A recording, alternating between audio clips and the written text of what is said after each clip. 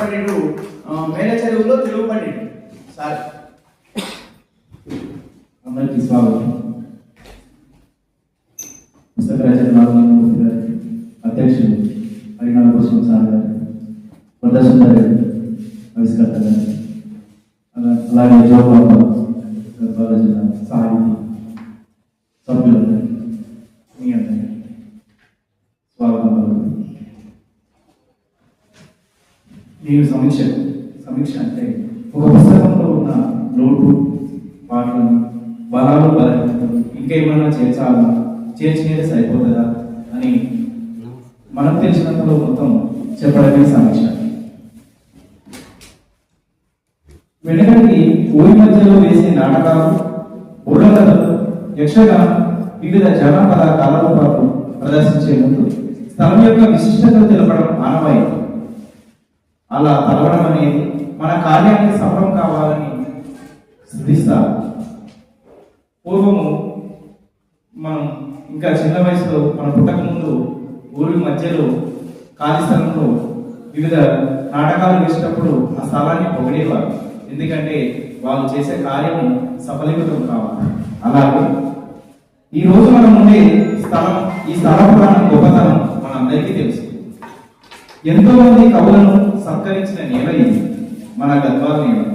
సంస్థాన రాజుల యొక్క సత్కారం పొందితే చాలు అనుకొని కొన్ని రోజులు ఇక్కడే వేచి ఉండి తమ ప్రతిభను ప్రదర్శించుకొని సత్కారం పొందినటువంటి నేల.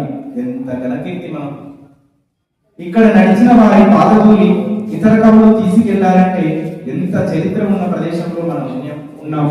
మనమందరం ధన్యులు. చెన్నకేశ్వర స్వామికి నమస్కరిస్తుంది.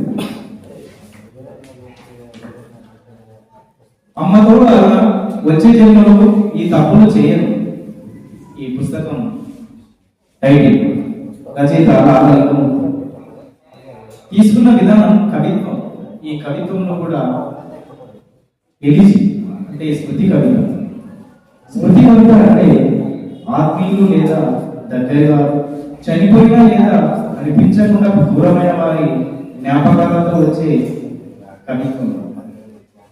ఈ లాలాజలమూర్తి సార్ గారి భార్య మీద రాసుకున్నాడు. సార్ గారి భార్య దూరమైనప్పుడు ఆ బాధ నుంచి పుట్టుకొచ్చినది ఈ కవిత్వం. తను తప్పులు చేశాడు, అందుకే అమ్మతోడన్న వచ్చే జన్మలో ఈ తప్పులు చేయనన్నాడు. మరి ఎందుకు పుస్తకం రాసినాడు? తప్పులు చేసి అంటే తాను చేసిన తప్పులు మిగతా వాళ్ళు చేయకూడదు, తాను తెలిసిన వాళ్ళందరికీ చెప్తూ ఆ తప్పులు సర్దిద్దుకోవాలని సదుద్దేశంతో మాత్రమే ఈ పుస్తకం రాసినాడు, కానీ తన పాండిత్యాన్ని తెలపడానికి కాదు. ఈ పుస్తకం చేత పట్టుకుని తిరుగుతుంటే నా చిన్నప్పుడు ఎక్కడ పుస్తకం పట్టుకున్న బరువుంటే అనిపించింది ఈ పుస్తకం. కానీ తెరిచి చదువుతుంటే నా భావోద్వేగాల బరువు ఎక్కువైంది. అంటే దీని సైజు చాలా చిన్నది, కానీ ఇందులోని మాటలు భావోద్వేగాల సముద్రం. పుస్తకం సమీక్ష చేసినప్పుడు అనిపించిన నా భావం. ఈ కవితలు చదువుతుంటే చాలా సార్లు నా కళ్ళు నా అనుమతి లేకుండా చెమర్చాయి. తుడుచుకున్నా. ఈ పుస్తకంలోని ప్రతి కవిత కింద కొన్ని పదాలకు అర్థాలు ఇచ్చాడు. ఇది చాలా బాగుంది. ఎందుకంటే ప్రతి కవిత పాఠకునికి క్షుణ్ణంగా అర్థం అవ్వాలనే ఉద్దేశం, మరెప్పటి కాదు. కొన్ని పదాలు చాలా నిపుణ అర్థాలను దాచుకున్నాయి. ఈ కవికి తన భావాలను కాదు, తన భావోద్వేగాలను ఈ పదాలు మాత్రమే సంపూర్ణంగా వ్యక్తపరుస్తాయి అనుకున్నాడు. అందుకే ఆ నిపుణ అర్థాలను, నిపుణ పదాలను ఉపయోగించి కవితలు రాశాడు. మరి అందరూ తెలిసినట్టు మళ్ళీ వాటికి ప్రతి కవిత కింద అర్థాల రూపంలో తెలియజేశాడు. ఈ కవి గొప్ప సంస్కారం ఏంటంటే తాను పదాలకు అర్థాలు ఇచ్చినప్పుడు కొందరు తెలుగు భాష ప్రియులు కానీ, పండితులు కానీ, మేధావులు కానీ, విమర్శకులు కానీ, కవులు కానీ, అదే కవి ఇంత బాగా రాశాడు, ఎందుకు బాగా అర్థాలు ఇచ్చాడు, ఏం తెలియని అంటారని సహృదయంతో క్షమించాలని అడిగాడు. ఈ వాక్యాలే కవి గొప్పతనం తెలియజేస్తారు.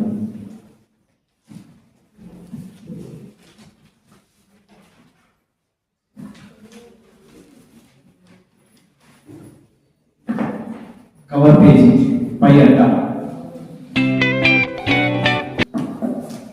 మనం ఈ పుస్తకం చూస్తే మొదటగా చూడగానే కొత్త వాడికి ఏమనిపిస్తుంది? అమ్మ కూడా వచ్చే జన్మన ఈ తప్పులు చేయదు. కవిత్వం ఎలిజీ, ఈమెనేమో అందాల రాశి బాగుంది, ఒకసారి అద్భుతం అనిపిస్తుంది కొత్త వారికి ఈ పుస్తకం చూడాలని. కానీ ఇక చిన్నగా అలా ఎదురు పెట్టాడు. తర్వాత ఈ నలుగురు వ్యక్తుల యొక్క తలలు పెట్టి అది 1970s 80s వాళ్ళు రాసిన పుస్తకం లాగా అనిపిస్తుంది ఈ నలుగురు చూడడం మనకి ఇంతకు ముందు. ఇది ఒక చిన్న వేరే దగ్గర పెట్టింటే బాగుందేమో అనిపించింది. ఇక ఈమె గురించి ఎందుకో ఈ పుస్తకం చదువుతున్న ప్రతిసారి అట్ట ముఖ్యంగానే మళ్ళీ నేను చూస్తున్నా. ఎందుకంటే ఆమె అంతా అందగట్టే సారా బాగా గౌరవ భావనతో నేను ఈ మాట చెప్తున్నాను. ఇది రాసిన ప్రతిసారి రాత్రి 1 గంట 2 గంటలు నిద్ర వచ్చేది కాదు. ఈ పుస్తకం గురించి రాసేటప్పుడు ప్రతి కవిత చదివినప్పుడల్లా కళ్ళలో నీళ్ళు వచ్చేది. ఎందుకంటే అంతగా లీనమై చదివాను. ఎందుకంటే సాగుతూ ఒంటరిగానే ఉన్నాడు, భార్య దూరమైంది, తప్పులు చేసినాడు, ఆ తప్పులు మీరు చేయొద్దన్నాడు. కాలం ఎంత విచిత్రమైనదంటే ఈ సభ ఎక్కడ పెట్టుకున్నామంటే ఎక్కడో స్కూల్లో పెట్టుకుందాం సార్ అంటున్నాం. కానీ మీ దగ్గర తెలిసి ఇక్కడ పెట్టడం మీరు రావడమే దీనికి సాధకత సాధించాను. ఎందుకంటే కొంత చేయాలి, ఇది ఒక భావాలు చేరితే చాలు ఈ పుస్తకం యొక్క గొప్పతనం చేయలేదంటే. ఎందుకంటే కవి ప్రతిభ కాదు ముఖ్యం, ఇక్కడ ఈ భావాలు తెలపడమే ముఖ్యం. ఈమె గురించి నేను గౌరవం అంటే వర్ణించాలనుకున్నా. అంటే ఆమె 6 అడుగులు ఉంది. ఆమె సారు మొదటి ఫోటో తీసుకున్నాడు పెళ్ళైనప్పుడు, వాళ్ళ ఫోటో ఈ పుస్తకం రాసి వాళ్ళకు వారే అంకితం ఇచ్చుకున్నాడు. సారు కూడా అందగాడే.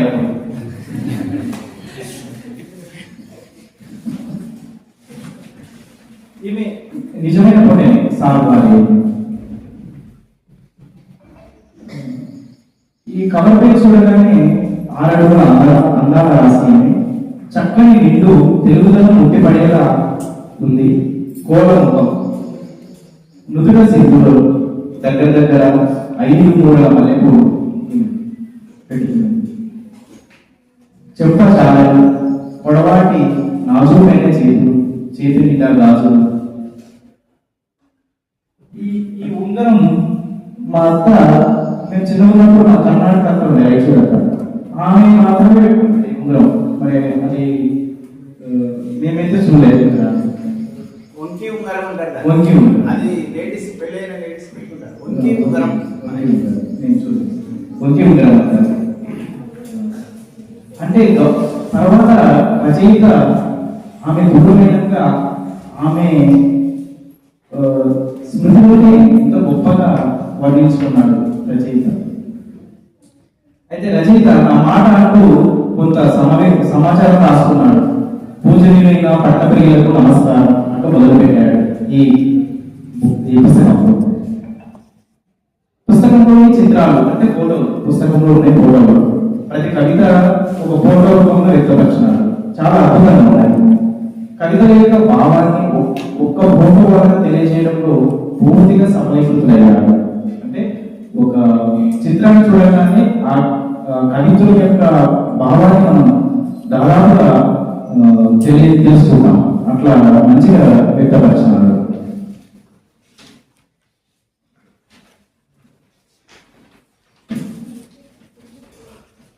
సారే చెప్పుకున్నాడు, దశలవారీగా కొనసాగి మానవ జీవనంలో ఎక్కడికక్కడ అవగాహన ముఖ్యం.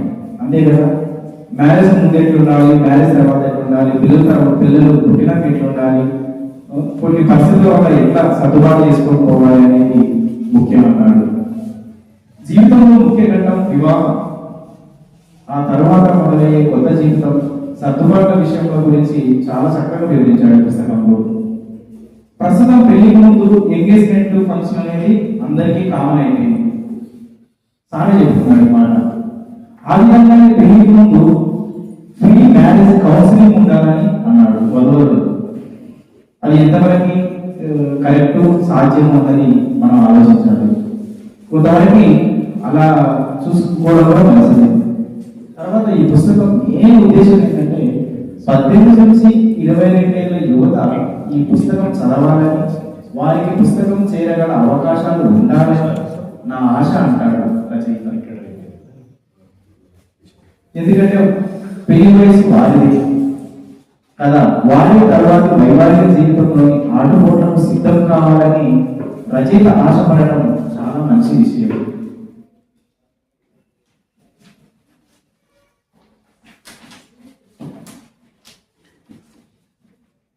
ఇలా ఎందుకు రాసుకున్నారని నేను కొత్తగా సంశయిస్తున్నా. నేను తప్పులు చేయకూడదు, తప్పులనే చేస్తాం.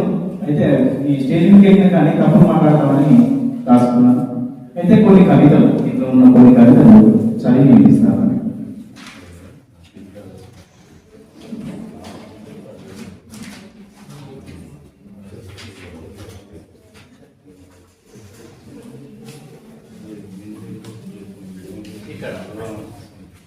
ఆశ అవకాశవాది.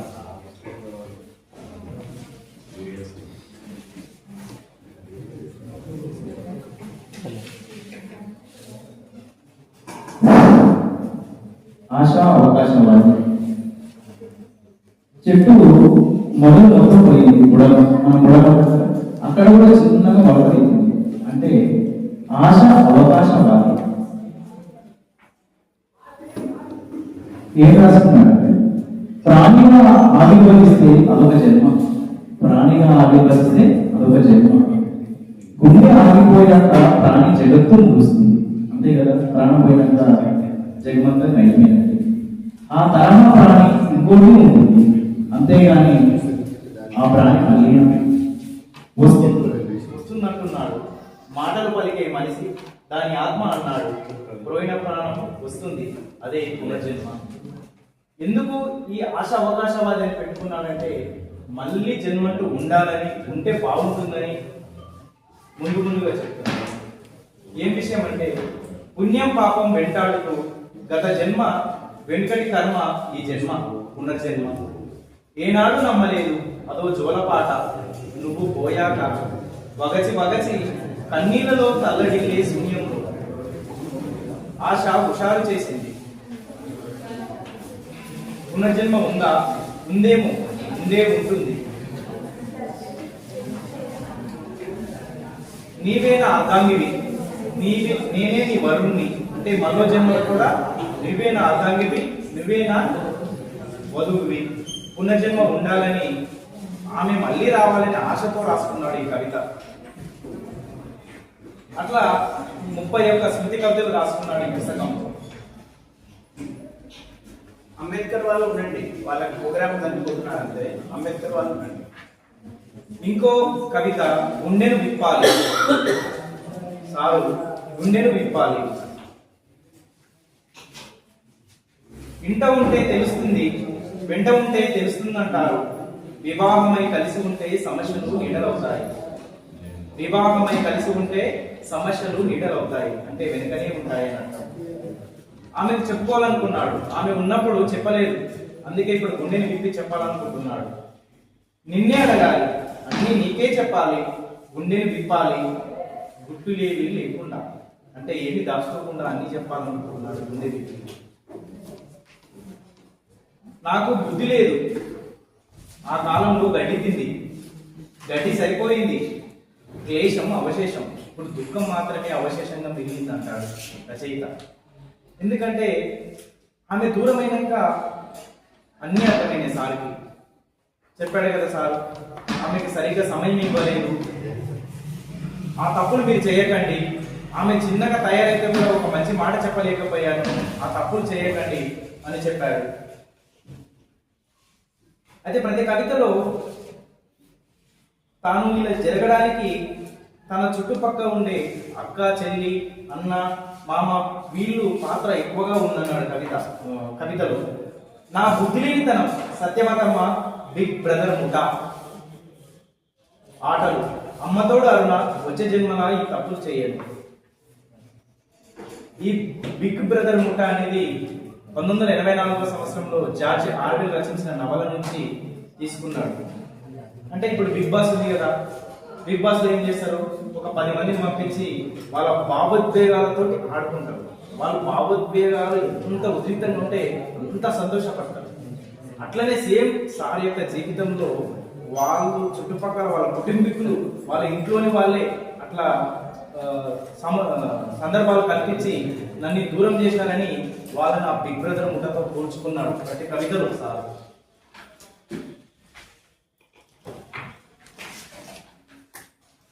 వాళ్ళని ఏమని పిలిచాడంటే పరంద జలగలు, నల్లతాచులు, రక్త పింజరలు, అనకొండలని పిలిచాడు. ఎందుకంటే వాళ్ళంతగా హింసించినారని చెప్పదలుచుకున్నాడు.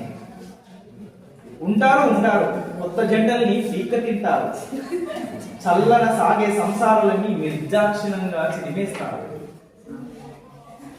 మరియానా ట్రెంచ్ మామూలుగా సముద్రం అంతా దాదాపుగా ఒకటే లోతు ఉంటుంది, 3-4 కిలోమీటర్లు. కానీ ట్రెంచ్లు అనేవి మాత్రమే కొన్ని ఎక్కువ కిలోమీటర్ లోతులో ఉంటాయి. అట్లనే మనుషులు అందరూ కనపడడానికి బాగానే ఉంటారు, కానీ వాళ్ళ లోపల ఎంత కుళ్ళు కుతంత్రాలు ఉంటాయనేది మరియానా ట్రెంచ్ అనే ఒక పదాన్ని ఉపయోగించి కవిత రాస్తున్నారు.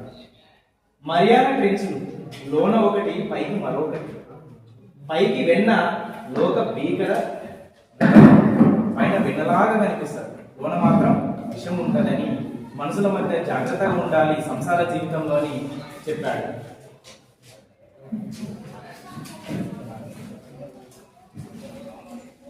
మళ్ళా అక్కడ నా పిల్లం నన్నే అంటుంది.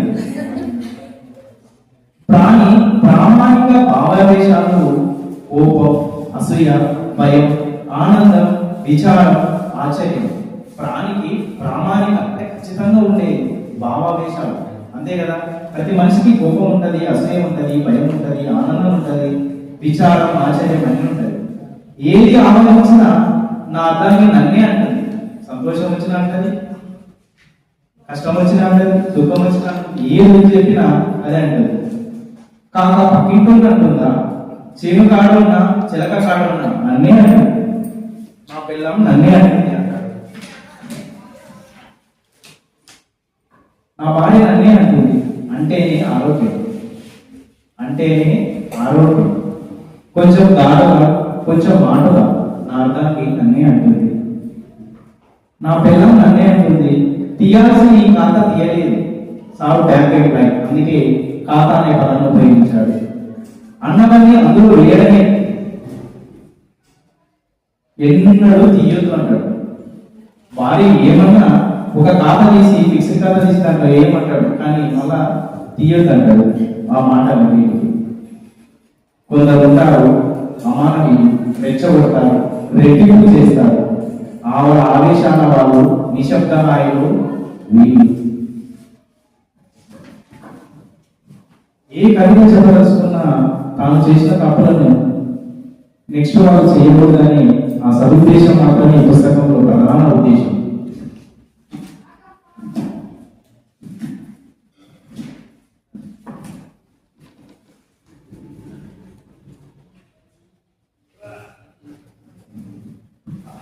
నాకు నువ్వు పెళ్లి రోజు అంటాడు రచయిత. ఆ పెళ్లి రోజు జరిగేటువంటి నాకు 3 పెళ్లి రోజులు, మనిషికి మామూలుగా ఒక పెళ్లి రోజు ఉంటాయి. నువ్వు ధరణిని పావనం చేసిన రోజు అంటే నువ్వు భూమి మీదకి వచ్చిన రోజు, మనవాడిన రోజు, నన్ను పెళ్లి చేసుకున్న రోజు, నన్ను వదిలి ఎట్టిన రోజు, నన్ను వదిలి వెళ్ళిన రోజు, 3 నాకు పెళ్లి రోజులు అంటాడు. ఆయన పెళ్లికి సహాయ సహకారాలు అందించిన వాళ్ళని కలుసుకున్నాడు. పుణ్యాత్ముడు కంకరి నరసయ్య, సత్తుడు రాజమౌళి శంకరయ్య, స్వాతంత్ర అమరుల పథకాలలో రిజిస్టర్ పెళ్లి, అది 2వ పెళ్లి రోజు అంటాడు.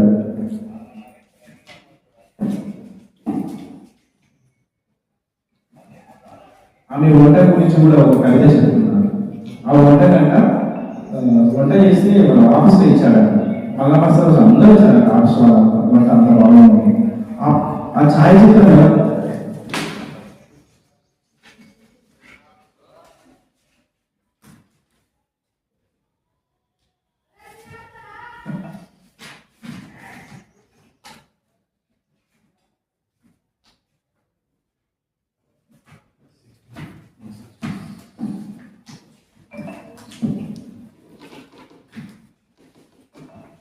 బస్ స్టాండ్ మొత్తం వేశాడు ఆ ఛాయాచిత్రంలో. వంట చూడడానికి వచ్చిన జనం అంతా తినడానికి మళ్ళీ. అంటే తను ఏది దాచుకోలేదు, కోల్పోయినాక తెలిసి వచ్చింది రచయితకు. అందుకే అది అక్కడక్కడ జరిగిన సందర్భాలని కొన్ని ఎత్తి రాసుకున్నాడు ఈ కవితలో. చివరిగా ఒక కవిత.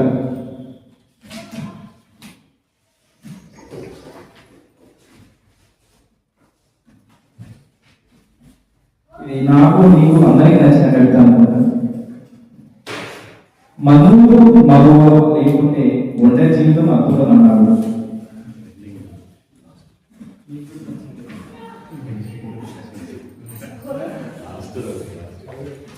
ఒంటరి జీవితం అద్భుతం. జీవన పండితులు లేదన్నా, అంటే జీవితంలో పండితులైనా సరే వాళ్ళు లేదన్నా కానీ ఒంటరి జీవితమే అద్భుతం అంటారు. థెరపిస్ట్ సైకాలజిస్టులు కాదన్నా ఒంటరి జీవితం పరమార్థం అంటాడు. ఒక్క మానసిక తోడే చాలు. మళ్ళా మగువ వద్దంటాడు కానీ ఆమె స్మృతి మాత్రం కావాలంటాడు ప్రజలు. అమ్మాయిల బిడ్డ కొడుకు బెల్లం ప్రియురాలు దేవుడు దెయ్యం పాతాల భైరవి పిశాచి భూతం నిర్భయంగా పెంచి నచ్చిన జ్ఞాపకంతో మత్తిచ్చే మగువు ఉండదు, వేడిచ్చే మగువును కలుపు. వయసు ఎంతైనా మతం ఏదైనా ఒంటరి జీవితం అద్భుతం. ఇప్పుడు ప్రస్తుతం సాడు ఒక్కడే ఉంటున్నాడు కాబట్టి పొద్దున్నే వేచేసి వెళ్ళే శుభ్రం చేసే పని దేవత, పిలిస్తే డాక్టర్ నరసమ్మ, భూమిలో వండించే వంటలక్క, వీళ్ళు లేకుంటే స్వస్థ కాల లెక్కలు. అంటే వంట వాళ్ళు ఉండే నేనే కదా వండుకునేది అని చెప్పుకున్నాడు. ఈ ఒంటరి జీవితం అద్భుతం ఎలా ఉన్నాడంటే పుస్తకాలు, పొలాలు, చరిత్ర, ప్రకృతి, పాటలు, సంగీతం, పేదవాళ్ళు, భిక్షకులు, ఇంట్లో ఒంటరినైనా ఊరి నిండా ప్రజలు, ఇంట్లో ఒంటరినైనా ఊరి నిండా ప్రజలు, తేనెలకు నీ జ్ఞాపకాలు చాలు చాలు అంటాడు. మందు మగవలే నీ జ్ఞాపకాలతో భౌతిక జీవనం సుఖమయం, ఒంటరి జీవితం అద్భుతం అంటాడు.